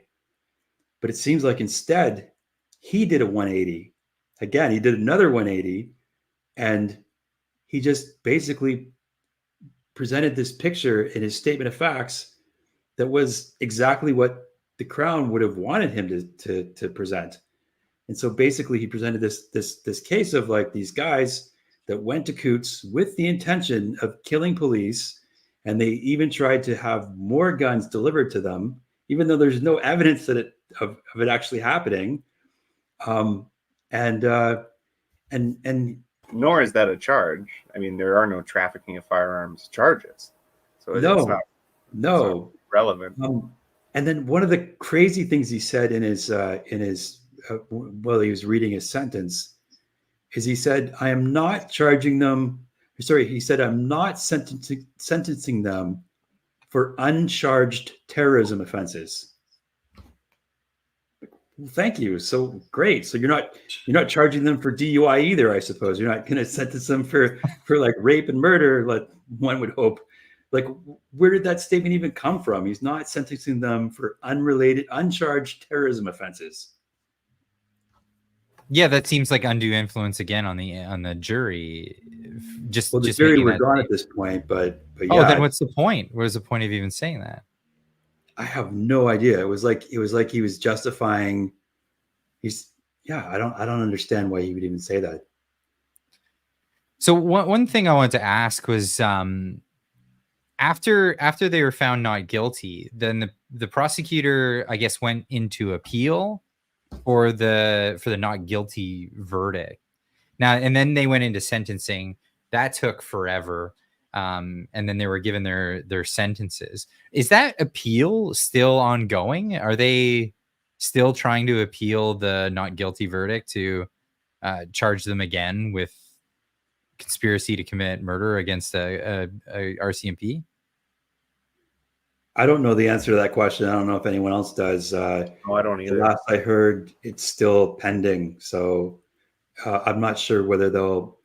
Now that the men have been given a pretty hefty sentence, I'm not sure whether the Crown will still pursue the appeal. Yeah. But they might want to like go all the way, and like they want to. I mean, given the statement of facts that LeBrun's read, I think that probably encourages them to go ahead and appeal to try and get that last charge, get a guilty verdict on that last charge. So it's an insult. It's an amazing insult to the jurors who sat there. They agreed to sit there for a month during the summer. The trial dragged on for 2 months, just like the trial. Everything about this case is just dragged on and on and on and on and on. Mm-hmm. The trial ended up being a 2-month trial. The jury gave up pretty much their entire summer. They delivered their verdict, and then right away, like literally within like a day or two, we got word that the Crown had submitted an appeal. So I think that's just an incredible insult to their time and to their dedication and their work. I guess, I mean, Stevlin and I have gone back and forth on this privately a little bit, and I don't agree with what the judge said. I guess in a sense, I'm just trying to understand why he said what he did during the sentencing. But if you go back to just before the defense lawyers presented their closing arguments, the lawyer for Chris Carbert, Catherine Bayak, made a point. She said the conspiracy to commit murder charge and the weapons for a dangerous purpose charge are sort of all in one. Because if they're innocent of conspiracy to commit murder, what exactly is the dangerous purpose? And so this left the judge in kind of a strange legal pickle because it wasn't exactly clear what that dangerous purpose is. Simply having a gun is not in itself a dangerous purpose. I mean, all weapons could have a dangerous purpose. So Yeah, I suppose if I say I'm going to attack you with a hammer, that's a weapon of I've just made the hammer a weapon of a dangerous purpose. Right. So it's not the guns themselves; it's the intent behind the intention of how they're going to be used. Right. And so that's where when they were found not guilty of the conspiracy to commit murder, that should have taken a huge portion of the evidence off the table. And then it's like you were saying, it's like, well, what's left? How do we get to a sentence on the weapons? What even did the jury believe that they were guilty of? So, and that's kind of what the judge has to figure out, right? He has to use his best guess and a lot of conjecture to determine how the jury would have gotten to a guilty verdict on the possession of weapons for a dangerous purpose, but not the conspiracy to commit murder. And I can see how in his mind, he might have thought, well, maybe they did think that they were conspiring to commit murder, but they weren't positive of it beyond reasonable doubt. Well, I think I can chime in on this. Report. I can chime. Yeah, I'm not justifying it. I'm not agreeing with what the judge said. It's just I'm trying to wrap my head around it as well. So I can chime in on this, and this is something that I've learned only recently. And this is about Canadian, not just Canadian firearms laws, but Canadian laws about self-defense and what is seen as reasonable self-defense or what is seen as premeditated. And this whole idea of having a premeditated use of a weapon is actually prohibited in Canada. And this is a case where this is actually it's against your free speech, your freedom of expression in this case. And I mean, correct me if I'm wrong, please do. But in Canada, the way it works is, say for example, I have dog spray here because I live in a hilly area on the side of a mountain, and I go for walks in the evenings. And there's well, no, that's a much bigger can, but I have it's just dog spray. But there are dogs. I never know if a dog will run out. There's coyotes. There's cougars in the area. There's all kinds of stuff. And I go walking around in the woods at night, and yeah, I often chat with people while I'm going for walks. But this is the legality of this. This is for the purpose of using to protect myself from an animal, from a dog, from that. The law specifically states that any premeditation to use a product against a human being is illegal. So the possession of that item then becomes an illegal possession when it's stated that you were using it for the purpose of protecting yourself against a human being. So as soon as you say that you would do this, and this is the case in the Coots story where the gentleman said, you know, the firearms would be something he would use. Purportedly said, absolutely. Purportedly said. I guess now technically, in the eyes of the law, it is established that he did say those things. So yeah, he said that if it came down to it, he would protect himself using firearms, and insinuating that he would protect himself against other human beings, which is against the law, and that's a freedom of expression thing. And like in the United States, for example, that would hold no ground. That would hold absolutely no ground. It would just said it fairly recently. She said, if anybody comes into my house, LA, I will shoot. She said that just last week. That is essentially what the Coots guy. That's a Democrat in the U.S. Yeah, that's right. That's right. That's the anti-gun party. So let that sink in. Yeah, right. That's true. If I keep a shotgun by the back door to shoot coyotes, and then somebody comes on my land and is attacking my family, and I kill them, that's one thing. But if I've let it be known that I bought a shotgun to defend my house from perpetrators, and then I actually shoot the same guy under the same scenario, the fact that I've vocalized my intention to defend my house from another human makes that an entirely different crime. Now in the chat, they're saying rule number 1, never talk to the cops. He booked himself. This was to a undercover cop, by the way. So he was just saying this to someone he thought was just a friend. Well, you're kind of conflating two things because he did. Am I? So yeah, he was talking to undercover cops at Coots, and they were writing down notes about what he purportedly said. That's what I meant by purportedly. Right. He said some things purportedly, but there's no recording, there's no evidence, there's just their notes. So we're just have to take them on their word if we're going to believe them. Then there was, after he was arrested, there was a 5.5 hour interview that was recorded. And in that interview, he talked about defending women and children should the need arise. If say the UN were to invade Canada or the Chinese. And I think he even said, when he was pressed, he even said, you know, if the RCMP were to turn against the citizenry and start attacking women and children, then he would use his firepower to defend the women and children, which, by the way, is legal, you know, unless you talk about it beforehand, right? I think even Alex Jones knows to turn off Alex Jones when talking to a police officer. Right. I mean, the smartest bet is to consult your viewers. legal. Absolutely right. Never talk to the police. There's no benefit. Like, just tell them a simple, like, I didn't do it. Yeah. I'm not guilty, and then leave it at that. And talk to your lawyer. Talk to your lawyer. Exactly. Because they're going to use anything that you say. They're going to find a way. If they want to go after you, they'll find a way to twist it. Yeah, don't muse about future hypotheticals. Absolutely well, not. Especially that. I could be wrong. It's a 5.5 hour interview, so I could be wrong about this, but I don't believe he did say the RCMP. He was quite adamant about if there were foreign people, Chinese or UN troops came in to quell the protest, and if they were shooting women and children. And the RCMP officer, interestingly enough, said, well, I would stand right with you in that case. Well, yeah, so, I've been meaning to go back and actually read the transcript and look for. I could have sworn that when he was pressed, he said the RCMP, but that's when he said, but we don't. But I would rather that you guys stood with us. That's right. Yeah, that he definitely said many times. Actually. Yeah, he was like, he was literally trying to befriend the interrogator and trying to give him health tips and trying to, which is kind of, you know, he had nothing but.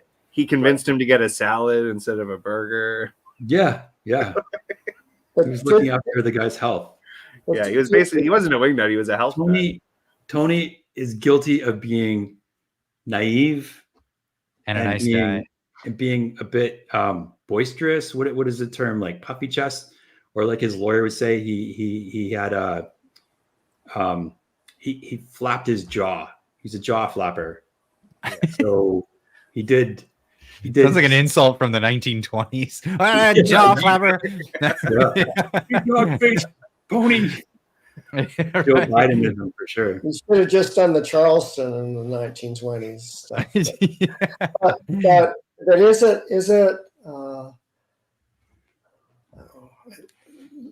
Justice LeBren said something about I forget, like there were things that were implied about what, like, I mean, my confusion, but concern is that what one of the messages of the verdict of the guilty of possession of weapons for dangerous purpose for all Canadians is, if you want to go to a public protest, you probably shouldn't decide to go if you actually are an owner of legally purchased, registered firearms. Because I think Justice LeBren says something like, well, you know, like even if they were 3 or 6 blocks away where the trailer was, it was still greatly concerning to warrant this guilty verdict of possession of weapons for dangerous purpose, even though they weren't brandishing them, even though Chris Carver didn't come out of the trailer with a gun and so on. So it's like, just like with the mischief charge, like all you have to do is show up at a protest. And if, as the Prime Minister said at the Public Order Emergency Commission on November 25th of 2022, that people who are protesting about to challenge public policy of the government is, quote, worrisome. So if we're all supposed to note that we can only protest as long as we're cheerleading the public policy, but the moment we are against it, it's worrisome, and then down comes the hammer. Yeah. What I found interesting about what went down, it feels like as firearms owner in Canada, you're caught between a rock and a hard place. Now, these guys, they're guys that would they would take their firearms with them in their truck because they're in the boonies in Alberta where you have to go shoot coyotes or have to go use your firearms for all kinds of just things. It's a tool, just like any other tool in the back of your truck. And then they go to this protest, and the thought that they had was, because they had to walk in from a distance, they thought, hey, wouldn't it be the responsible thing as a responsible gun owner? And this is what I'm understanding. Again, correct me if I'm wrong. They took the firearms that they had and they brought them to another safer location to leave them, instead of just leaving them behind in their trucks. In their vehicles, they brought them into Chris Carver's trailer. Right. And then went to the protest in another location. So yeah. And they're making it sound like it was for nefarious purposes, but at the end of the day, questionable. They're making it sound like they had the guns at the protest. That's right, and they certainly did not. It wasn't a long distance. Alex and I both went to Coots, and it was 3 or 5 blocks, and it's very small blocks, so it's not a long way away. It's a 20-minute walk. They didn't bring the guns to the protest. There's no evidence that they had them at the protest. But there is a lot of anecdotal evidence that the threat of the police getting violent with the protesters was credible. So I've heard stories of the police holding shotguns to protesters' heads. I heard about police. Stelvin, you're shaking your head. I mean, I haven't heard that. That's wild. That's the first I've heard. I heard other stories about SUVs swarming the smuggler's saloon, where kids were playing ball hockey and pulling out. Well, the cops were driving by really, really quickly. Yeah, and then of course there was the vandalism of the excavators. So there was a lot of provoking. And there was a lot of provoking for sure. And then, of course, there was also the fella who ran over the protesters in Winnipeg. So there was kind of this dual credible threat. Either the RCMP or a counter protester could attack us. And so they had a reason to be somewhat paranoid. Well, the other funny thing is that, they had a reason. They were playing a cat and mouse game with the police, right? The police were blocking them from bringing supplies into Coots, into the protest area. So they were, they had like different routes through farmers' fields to bring in food and supplies, right? So there was this whole cat and mouse game, and they were convinced, everyone who was there was convinced that the police were tapping their phones and spying on them. And in the case of the Coots, of the men who were tried, they were actually correct. They were being listened to. So if it sounded like at times they were talking in code, it's probably because they were talking in code, right? Like that's what any of us would do if we were at a protest and we were trying to evade the police and not doing anything illegal, just trying to, bring in provisions or whatever. That's just human nature. It's just, and people were kind of LARPing at that time too, right? I mean, you have to people's adrenaline was high. I was involved in a protest in BC, and we had walkie-talkies, and we had code names. Hey, Ghost Rider, great job threading the needle back there. Amazing, you're not in jail yourself, Alex. It is. I mean, in a sense, like a lot of people have said this, and I believe it to be true. I mean, it could have been just about anybody. These guys are as normal. Yeah. Cut from the same cloth as every other Canadian as you could possibly imagine. It didn't work in their favor that Chris Carver did bring a couple of guns that probably weren't the best judgment to bring. One of them was like a replica AR-15. So again, I don't believe that they had any intent to do any harm. I believe him. I take him at face value for his story about why he brought that. And again, we have to remember that it's Southern Alberta, so it's a different culture than most of Canada. It's just way more. People are way more familiar.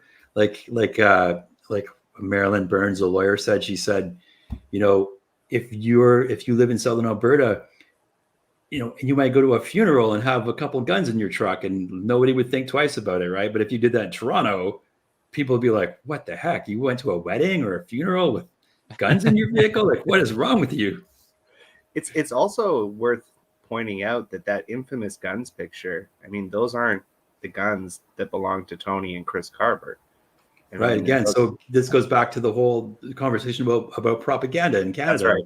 Right. They and that picture never even made it into the courthouse. It was purely made for consumption by the media and the public. Yeah, just like the whole Diagolon connection, right? The mainstream media made this whole big thing about this Diagolon connection being the outside organizers, the outside people directing them, and that was never introduced as evidence. Yeah, And also a lot of Canadians will not only believe that all of these guns belong to the Coots 4, but they'll believe that the Coots 4 were being directed by a Diagolon. And I actually tried to trace the ownership of all of these guns, and I could only get up to 7. I believe there's 15 guns here. I believe there's a gun that belongs to Chris Lysak there. Yeah. And there might be Tony's 2. Tony had a shotgun and a 22.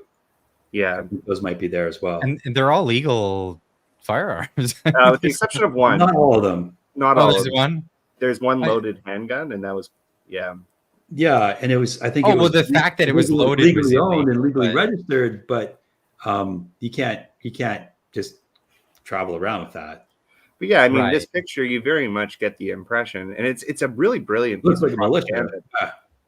I mean, even the way the guns are pointing diagonally at the RCMP vehicle, just I like how they unboxed all the shells and put them in one can and tipped it on its side. And what's funny? There's so many, like a pot of gold coming out. There's so many boxes of bullets and stuff. If you zoom in, all of the boxes are 22.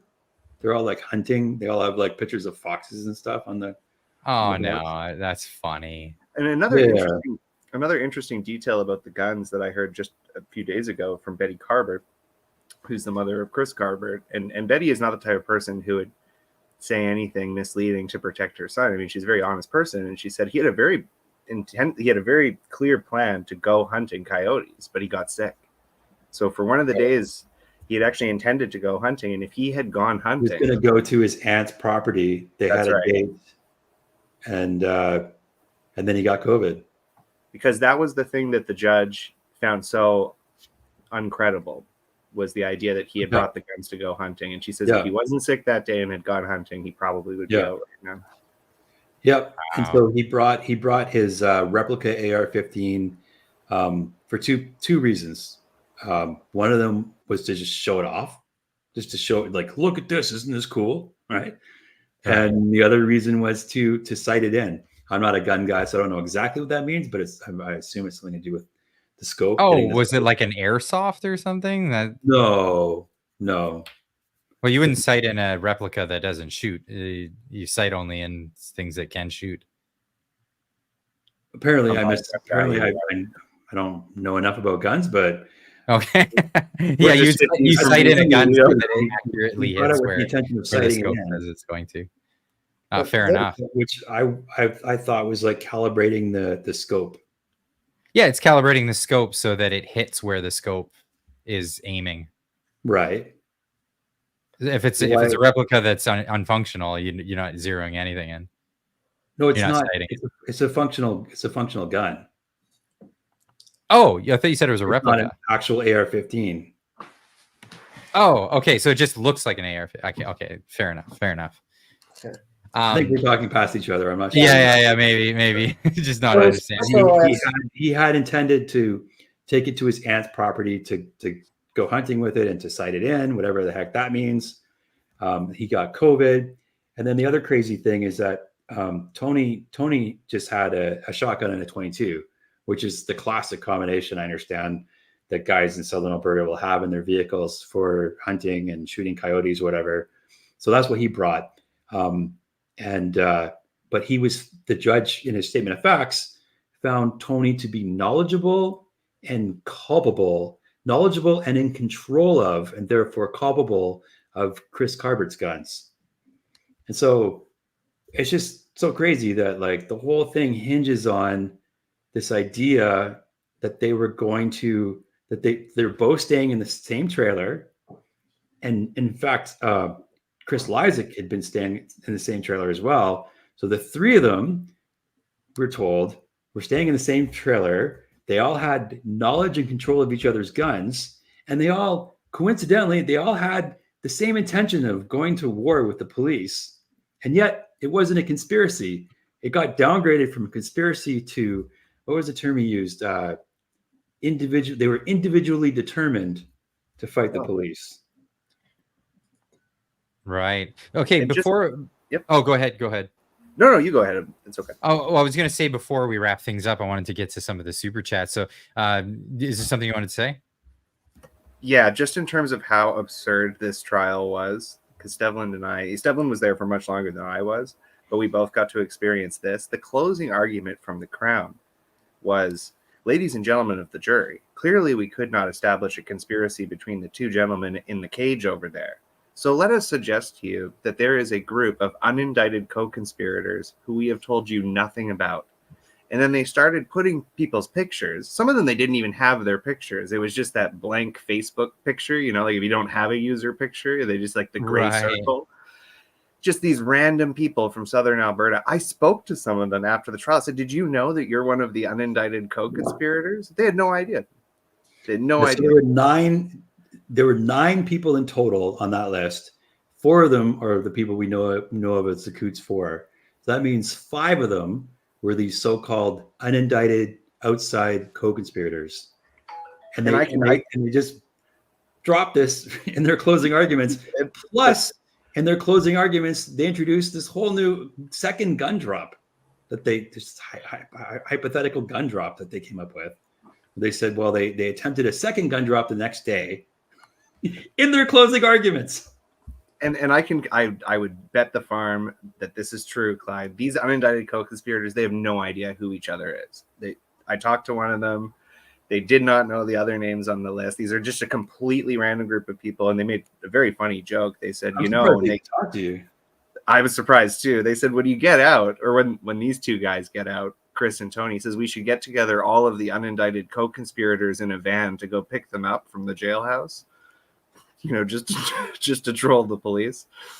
But then they were joking, of course. They said, but it would be impossible because we have no idea where to find these people. We don't know John from Adam. I mean, it's just completely random. It was unbelievable to witness it. Incredible. Can you imagine what a situation? There's so many things about this case that don't make sense, and this is one of them. I mean, can you just imagine, if you honestly believe, you're a cop, right? And you honestly believe these guys are intending to kill your fellow cops, right? And so you're compiling an investigation against these 4 men, and you don't even bother getting a search warrant to search half of their properties. But meanwhile, there's these 5 unindicted co-conspirators just floating around out there. You never once even bring them in for questioning. No, and this is so unbelievably defamatory as well. These people they're unindicted. They have not been told that they are suspects in a conspiracy to commit murder of police officers. I mean, imagine somebody... Their names are dropped in a trial. Yeah, imagine somebody that was sitting in the gallery one day is doing a job interview for one of these people, and the name looks familiar. Hey, weren't you one of the unindicted co-conspirators? And add to all of this, you have both Chris Lysak and Jerry Morin, who back in February 6, 2024, had those all the charges they were indicted for originally were dropped, and then they pled to these minor conspiracy, not even trafficking firearms for Jerry Morin, but conspiracy to traffic firearms as he's driving west from Calgary to Pritis to go to a ranch for a job. I mean, it's just crazy. This is what's, never mind the other charge for Tony, possession of an explosive for a dangerous purpose, which is over in Claire's home, in his home, 2-hour drive away. It's I think a little further than that. It's 200 kilometers away. Yeah. Well, drive fast enough, maybe 2 hours. But in any event, I mean, the message too would be to anybody who's a citizen in Canada: if you have an explosive device, you better make sure that your permit is up to date. It's like they just trying to find some excuse to make it seem catastrophizing, alarmist. Well, and he didn't build the explosive device. Yeah. I'm not even convinced that he had knowledge of it. So the law in Canada, you need to have knowledge as well as possession. Yeah, the And the Crown didn't ever allege that he had any intention of bringing it to Coots or of using it in any way to harm anyone. Like, well, the craziest thing about all of this is the fact that this kind of scrutiny and digging up of any little item doesn't happen to other people who are protesting for other things. And this is what's really coming out right now in Canada. We have protests where no matter what your position is on the Israel and Palestine thing is, there's protests that are occurring where people are going to Jewish neighborhoods and threatening people's lives, people who are just Canadians who are of Jewish ethnicity. Like, that's something else, but nothing's being like, that is an actual crime, and that's being allowed. And even cops are bringing Tim Hortons to these individuals, and in some cases, and here we have a case where people were fighting for legitimate rights and doing it in a way that you would see, unions operate, shut down a thing and stop people from moving through a line. And they're treated in this way. It's unbelievable for me to think that this is not entirely politically motivated. How would I not see that? It absolutely is. I mean, I think one of the things that's so unbelievable for people about this story is that they read all the time, quite accurately, that we have a revolving door catch and release justice system. So you have that on the one side, and then you have this just in a completely different world of its own, right? Where, I mean, you could almost stomach this if we had what do they call it? An iron claw approach or whatever, to the law. What's the word I'm looking for, or the phrase I'm looking for, Stevlin? Like an ironclad approach. I don't know if we were a law and order country, right, where we were denying bail to anybody who was a threat to society, right, like Singapore kind of thing. Yeah. Instead, we have this revolving door justice system, so people find it very, very hard to believe, and they did this entire process that these guys weren't guilty of something because nobody gets denied bail in Canada. So there was kind of this presumption of denied bail is actually evidence against them. That's right. It's very hard for people psychologically to wrap their mind around this story because it lives in a completely different world of its own from the rest of the Canadian legal systems. Just incredibly bizarre. So I'm going to get to some of these questions here and comments from the audience through the super chat system. Jevon Gendro with a $13.99 super chat says, our money is already gets us less than it did during the Great Depression. I think this is in comment to what I was talking about before you guys came on. Inflation has been astronomical, especially since that era. And thank you so much for the support through the super chat. The Mad Girls Club for $5 says, support Cullen McDonald and his fight for our rights. 10 a.m. Friday, October 11th at 102 East Main Street in Welland, Ontario. We will rally at court appeal. Okay, I'll have to look into what that particularly is about. North 49 RC, good to see you back. I haven't seen you in a minute. Thanks for the $5 super chat. This is playing out like a long-term strategy. It's civil right persecution, is it not? I mean, what do you guys say to that? They're going after people's civil rights at this rate. And it's very political. Oh, Ray, you're muted. Sorry. We got the online harms bill coming up real fast, and so there's an awful lot going on for those of us who are paying attention to see our civil rights. The Charter of Rights and Freedoms. Where was that in February, January of 2022, and going forward. So there's so many things like the right to a livelihood, which is why truckers were protesting in the first place, because they couldn't viably carry on making a living if every time they came back to Canada, they had to quarantine for 14 days. So, it's the whole. And what's ridiculous is a majority of the people who were part of that protest, who got labeled as anti-vaxxers, quote unquote, were vaccinated. We're vaccinated travelers that were going across the border day to day. And it was the straw that broke the camel's back, the intrusive Arrive Can app that that was thrust upon them, and they were forced to engage with, which was another invasion into their privacy and an act against their rights. So yeah, absolutely, it's incredible what the government has done since then. We also have Mr. Roscoe Pico with a $5 super chat saying, the lady that got ran down by the mounted police went to residential school. Happy Reconciliation Day. Wow. Yeah. So then Ottawa, that was the case. Does anyone recall her name? I know she was an elder in I think her first name was Candace. Yeah, Candace Sarah. Yeah. Yeah, and she was an elder in the Indigenous community, and they didn't seem to care much about her in that moment.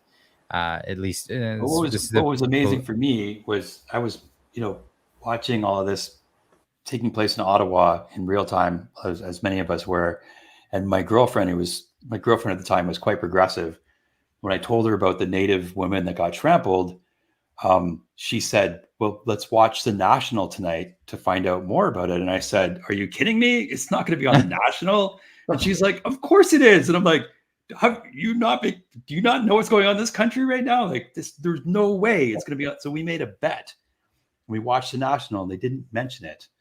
And what they did was the next day, the CBC framed it. This is how fucking insidious they are. They framed the whole thing as a Fox News story. They said, oh, there was an untruthful Fox News story that a woman was murdered by police, but thankfully she's fine. Oh, and she's Native, by the way. And there was a horse that was almost injured by a bike, but it's fine. Yeah. So they just by a bike. Yeah, that was the thing that they tried to push the narrative of, that somebody was trying to hit the horses with a bike, and then the video evidence showed that wasn't the case. We all know that if the police had gone to, were stopping a liberal rally and had trampled a Native woman, that would have been on the news cycle for a month. So at the time, I actually had some ex-cops and some active police that I was talking to behind the scenes to get advice on how to even communicate what was going on at the time. And I was asking them questions like, what is this tactic that they were using? Apparently the horses coming in and pushing through the crowd and then them moving forward, that's an old tactic from like the Roman days that they used to use in war. So that's a war tactic that they were using on civilians. The RCMP were doing at that time. Moving on here, we got. I mean, they were just protesting, right? Right. Angela Cordoso, the $2 super chat, says, sounds like the judge was trying to taint the jury, and then also adding or trying to lead the jury to a higher charge. Yeah, I mean, I don't know if that's necessarily true, because even Stevlin, I think, would agree that he kind of changed his tune after the jury had rendered their verdict. I think before they went into deliberation, that the judge was incredibly fair. Yeah, like I was saying earlier, it's like there's two Lebrenzes, and there's the one that instructed the jury to keep an open mind, and then there was the one that came back with his statement of facts and then his sentence, and that was a completely different man. Even his demeanor was different. So yeah, wow. I can only speculate. I don't, I'm not going to try and figure out what his intent is. I'm not psychic, but it was a notably different character and tone. Daifaichu with a $10 super chat says, thanks for the excellent guests, Clyde. Unfortunately, I have to get up early. Please do another stream with them. Absolutely. I'll have these. Right. I'm free tomorrow night. Well, I'm not, but I'll have you back on another stream. That's for sure. And North 49 RC with $5 super chat says, let's remember Carver was a protector of the prime minister. I didn't know that. Is that a thing? Sorry, who's Carver? Yeah, I don't know who that's referring to either. I'm not sure. I know that Danny Balford, who was involved in the convoy. I've had him on several times. He's such a dude. I'm not gonna lie. He's just such a great guy. Like, he's a family man and all this stuff. And he's put his life on the line for the country. and took a principled stand and said, nope, I'm not going to support this government any longer. And then he went on to protest with the convoy. He put a lot on the line. He put a lot on the line there. Do you remember that story, Clyde, about how Danny Bulford gave a press conference, like a one-man press conference, and said that there was a conspiracy underway to frame the truckers? There was I think a trailer of guns somewhere in Ontario that had gone missing or stolen. Peterborough. And so Danny was alleging he had inside information that those guns were en route to Ottawa to frame the truckers. And so who knows if there's true or not? We'll probably never know. But nevertheless, that's what he claimed. So he thwarted a conspiracy to frame the truckers. And then if you look at the timing, that's when all the attention really started to focus in on Coutts.